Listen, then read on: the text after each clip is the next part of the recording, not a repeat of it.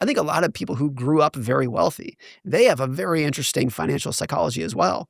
They understand, I think, very acutely what money cannot do for you.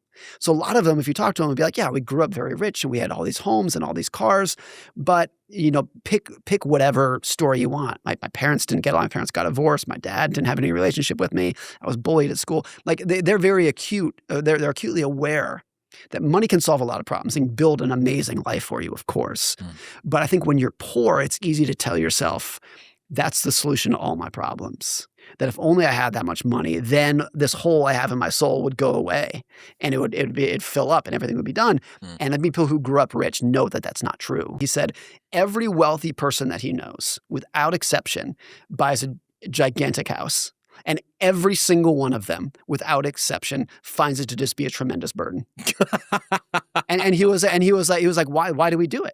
And he even said Henry Ford, who at the time was like a cheap miser kind of. He was like, even Henry Ford has a gigantic house that he hates. But he's like, there has to be something in the human soul that just associates large property with success. Big abode. And I think a lot of people who have a big house know this. Like a big house is a tremendous amount of upkeep. And a lot of people who live in those giant homes will eventually basically seclude themselves to a small little corner of that house that feels homely. And I'd want to see, oh my God, of the 10,000 square feet that your house is, you use the same 1,500 square feet. Right. And you would be able to purchase that in this location or however many of these, or this is what you lived in. You use the size of house that you lived in when you were 22. Yes.